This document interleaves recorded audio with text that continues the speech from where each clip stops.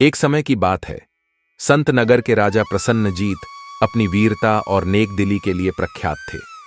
एक दिन अपनी दिनचर्या से कुछ अलग करने की चाह में राजा शिकार खेलने के लिए जंगल की ओर निकल पड़े।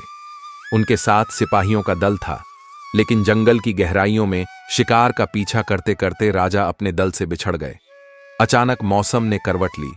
तेज आंधी और तूफान से सारा जंगल थर्रा उठा। घने पेड़ों और अंधकार से घिरा वह स्थान अब राजा को भयावह प्रतीत हो रहा था। दिन ढल चुका था और चारों ओर घना अंधेरा छा गया। राजा को समझ नहीं आ रहा था कि किस दिशा में जाएं। भूख और थकान से व्याकुल राजा अब जंगल के जंगली जानवरों के बीच रात बिताने को मजबूर हो चुके थे। चलते चलते उन्हें दूर कहीं से धुएं का गुब्बार उठता दिखा।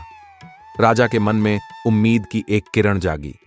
धुएं के स्रोत की ओर बढ़ते हुए उन्होंने एक छोटी सी झोपड़ी देखी। झोपड़ी के पास पहुंचकर राजा ने विनम्रतापूर्वक दरवाजा खटखटाया और आवाज दी, मैं एक मुसाफिर हूं। बाहर मौसम बहुत खराब है। क्या मुझे रात बिताने के लिए आपकी झोपड़ी में थोड़ी जगह मिल सकती है? कुछ ही पलों में झोपड़ी का दरवाजा खुला। एक बूढ़ा आदमी बाहर आया और उसने राजा को बड़े आदर के साथ भीतर बुलाया।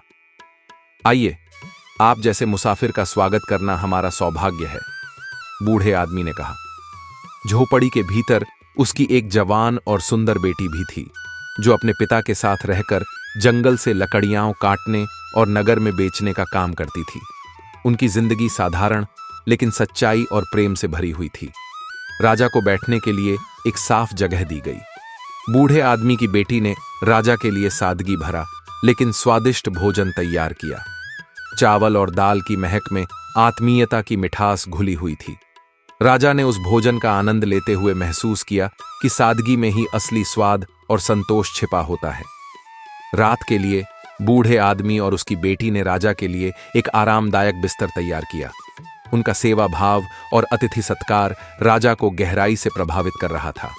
राजा ने महसूस किया कि जीवन की सबसे अनमोल चीजें दया, स्नेह और अपनापन इन साधारण से लोगों के पास ही अधिक होती हैं।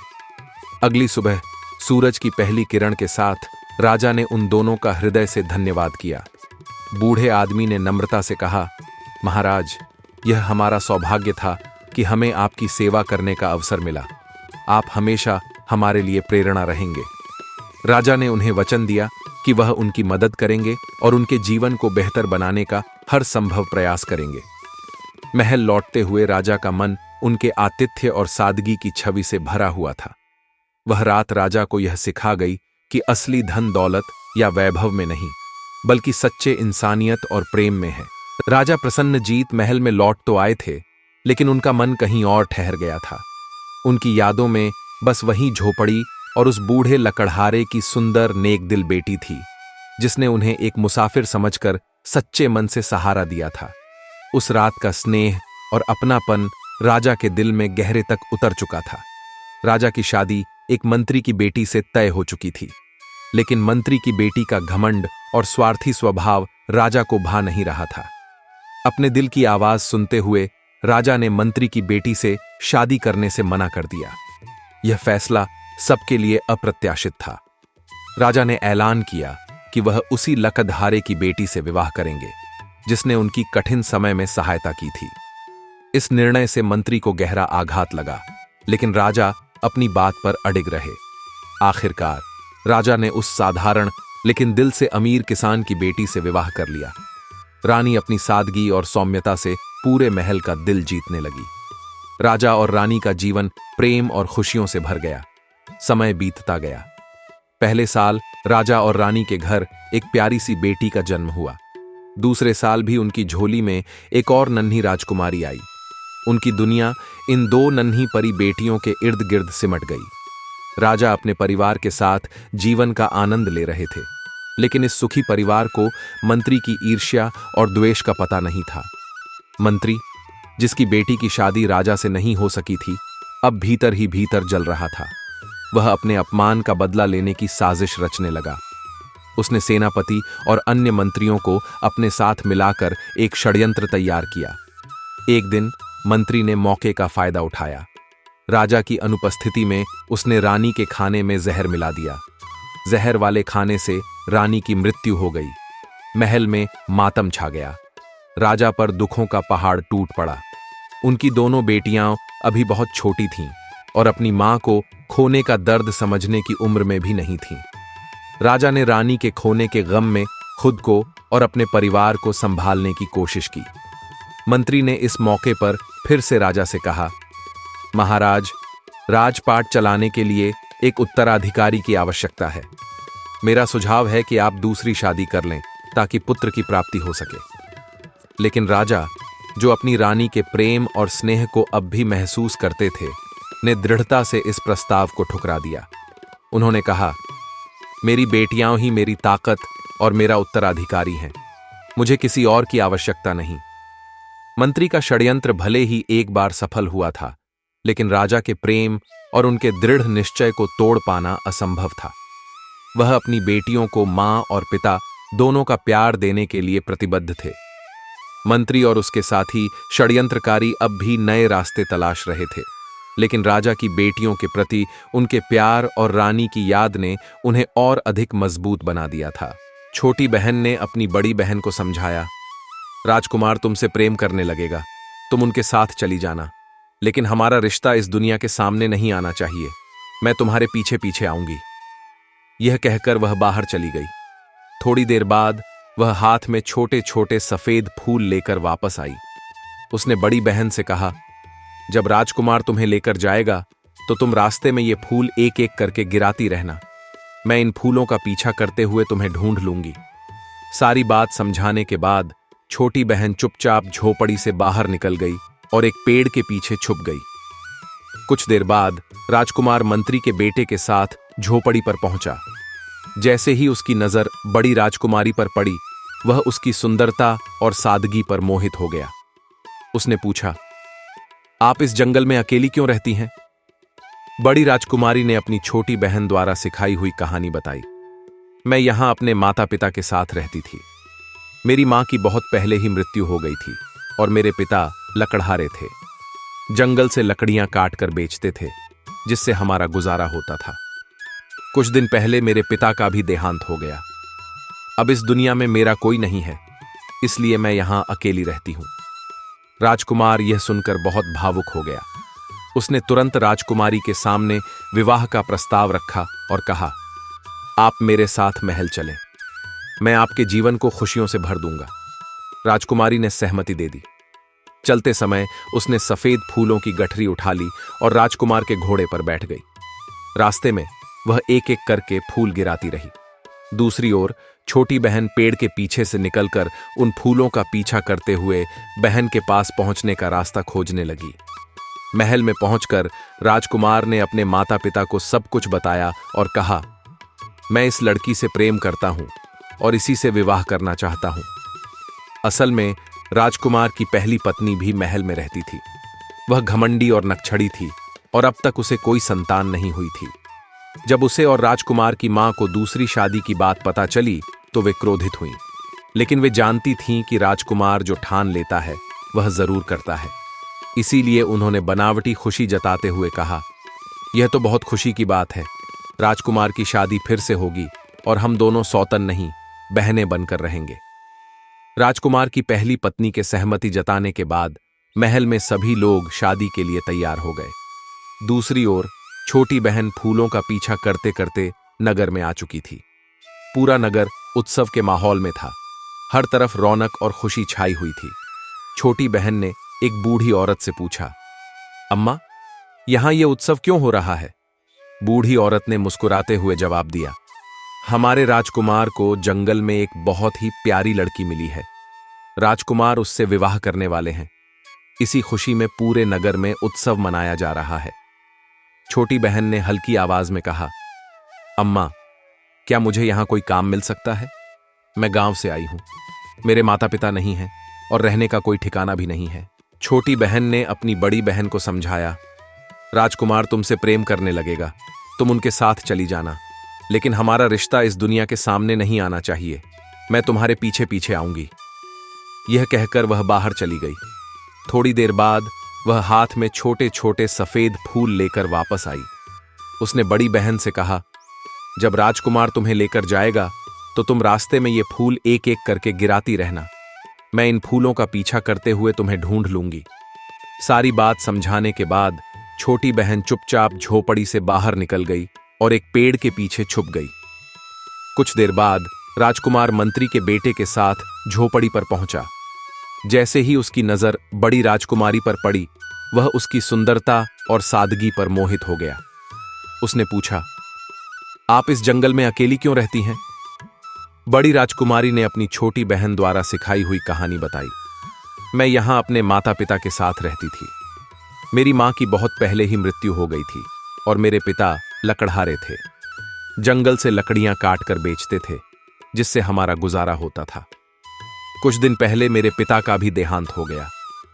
अब इस दुनिया में मेरा कोई नहीं है, इसलिए मैं यहां अकेली रहती हूं। राजकुमार यह सुनकर बहुत भावुक हो गया।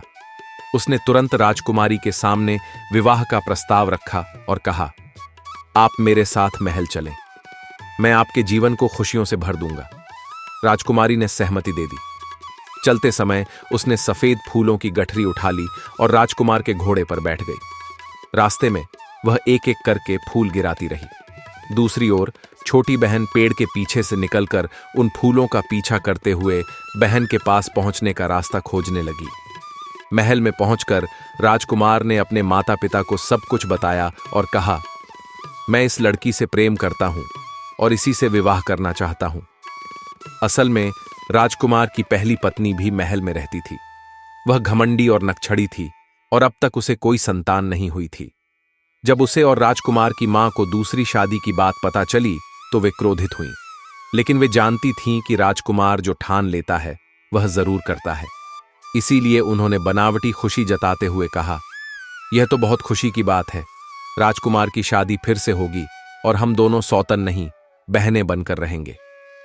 राजकुमार की पहली पत्नी के सहमति जताने के बाद महल में सभी लोग शादी के लिए तैयार हो गए। दूसरी ओर छोटी बहन फूलों का पीछा करते करते नगर में आ चुकी थी। पूरा नगर उत्सव के माहौल में था। हर तरफ रौनक और खुशी छाई हुई थी। छोटी बहन ने एक बूढ़ी औरत से पूछा, अम्मा, यहां यह उत्सव क्यों हो रहा है? बूढ़ी औरत ने मुस्कुराते हुए जवाब दिया, हमारे राजकुमार को जंगल में एक बहुत ही प्यारी लड़की मिली है। राजकुमार उससे विवाह करने वाले हैं। इसी खुशी में पूरे नगर में उत्सव मनाया जा रहा है। छोटी बहन ने हल्की आवाज में कहा, अम्मा, क्या मुझे यहां कोई काम मिल सकता है? मैं गांव से आई हूं। मेरे माता पिता नहीं हैं और रहने का कोई ठिकाना भी नहीं है।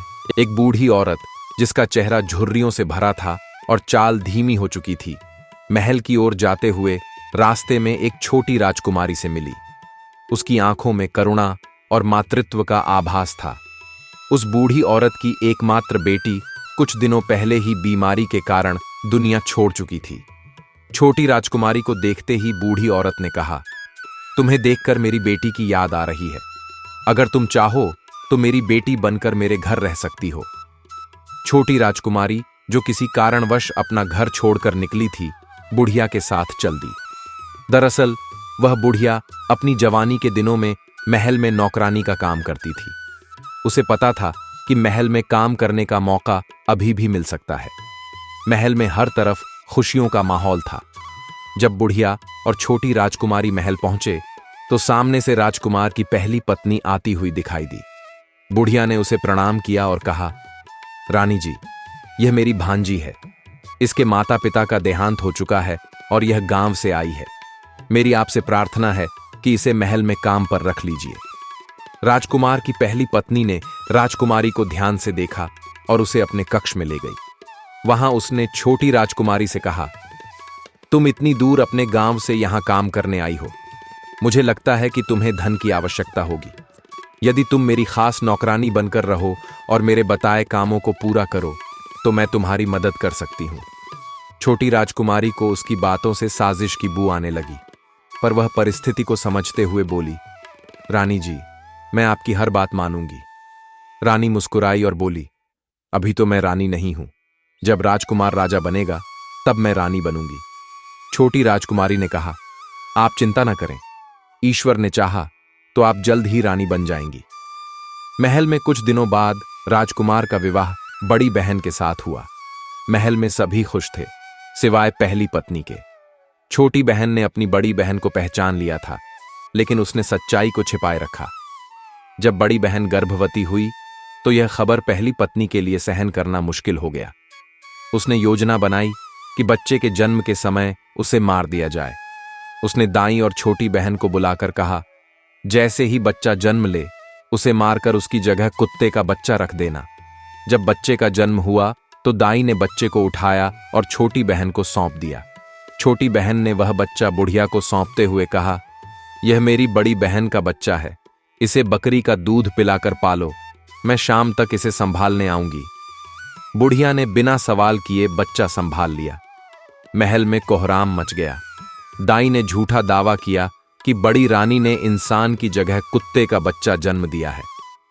इस अपमान से बड़ी रानी टूट गई, लेकिन उसने महल छोड़ने से इनकार कर दिया। कुछ समय बाद राजा का देहांत हो गया और राजकुमार राजा बन गया। एक बार फिर बड़ी रानी गर्भवती हुई। इस बार पहली पत्नी ने फिर कुत्ते का बच्चा रखने की योजना बनाई, लेकिन छोटी बहन ने कहा, रानी जी, ऐसा मत कीजिए, राजा को उत्तराधिकारी की आवश्यकता होगी। परंतु पहली पत्नी ने गुस्से में कहा, यदि तू यह काम नहीं कर सकती तो मैं किसी और से करवा लूंगी। छोटी बहन ने चालाकी से कहा, नहीं रानी जी, मैं मजाक कर रही थी। छोटी बहन बार बार अपनी बड़ी बहन को समझाने की कोशिश कर रही थी, बहन चलो यहां से, यह जगह हमारे लिए नहीं है। पर बड़ी बहन, जो अब रानी बन चुकी थी, ताने देते हुए बोली, तुम मुझसे जलने लगी हो क्योंकि मैं रानी बन गई हूं। छोटी बहन यह सुनकर अंदर से टूट गई, लेकिन उसने कुछ नहीं कहा। समय बीता और बड़ी बहन के प्रसव का समय आ गया। छोटी बहन ने पहले की ही तरह से बच्चे को चुपचाप बेहोश मां के पास से उठाकर दाई के साथ साजिश रचकर उसके स्थान पर कुत्ते का बच्चा रखवा दिया। वह फिर पिछले दरवाजे से बच्चे को अपने घर ले आई और बूढ़ी मां को सौंपकर महल में वापस लौट गई। महल में एक बार फिर कोहराम मच गया। बड़ी रानी ने जब देखा कि उसने कुत्ते का बच्चा जन्म दिया है तो उसकी चिंता और भय बढ़ गया। राजा का क्रोध अब चरम सीमा पर था।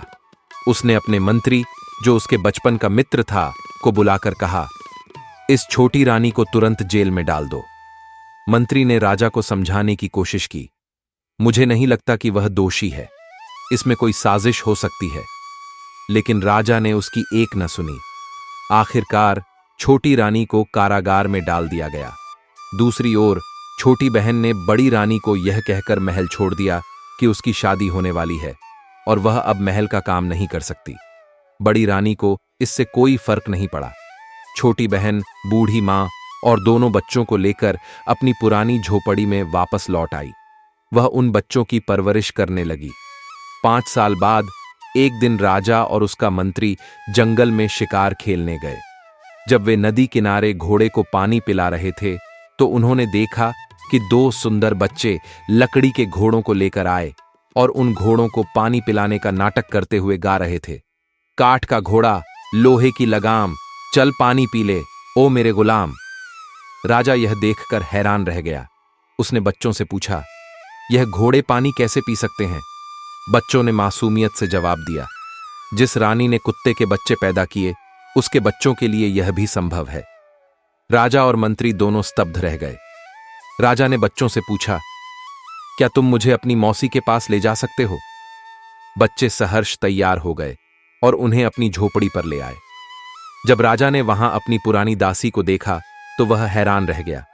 उसने छोटी बहन से पूछा, ये बच्चे कौन हैं और यह सब क्या मामला है? छोटी बहन ने राजा को सारी सच्चाई बताई। उसने कहा, जिस लड़की को आप महल से लाए थे वह मेरी बड़ी बहन है। हम दोनों राजकुमारियां हैं। हमारे पिता भी आपकी तरह एक राजा थे, लेकिन महल की साजिशों में हमारे माता पिता की हत्या कर दी गई और हमें एक दासी के सहारे जंगल में छोड़ दिया गया। मैंने अपनी बहन को महल में जाने से मना किया था, क्योंकि मुझे डर था कि वह भी इन साजिशों का शिकार हो जाएगी। लेकिन मेरी बहन ने मेरी बात नहीं मानी। जब मैंने देखा कि महल में उसके खिलाफ साजिश रची जा रही है तो मैंने अपनी बहन और उसके बच्चों को बचाने का निर्णय लिया। यह सुनकर राजा की आंखें भर आईं। उसने बच्चों को गले से लगा लिया और कहा, तुम्हारे साथ अन्याय हुआ है। मैं इस भूल का प्रायश्चित करूंगा। उसने छोटी रानी को जेल से रिहा करवाया और दोनों बहनों को महल में वापस ले आया। सारा महल इस सच्चाई को जानकर स्तब्ध था। राजा ने बड़ी रानी और छोटी बहन को सम्मानित किया और उन बच्चों को राजकुमार घोषित कर दिया। दोनों बहनों के बीच का प्यार और त्याग देखकर सबकी आंखों में आंसू थे। छोटी बहन के साहस और त्याग ने एक नई कहानी लिख दी, जहां सच्चाई और प्रेम की विजय हुई।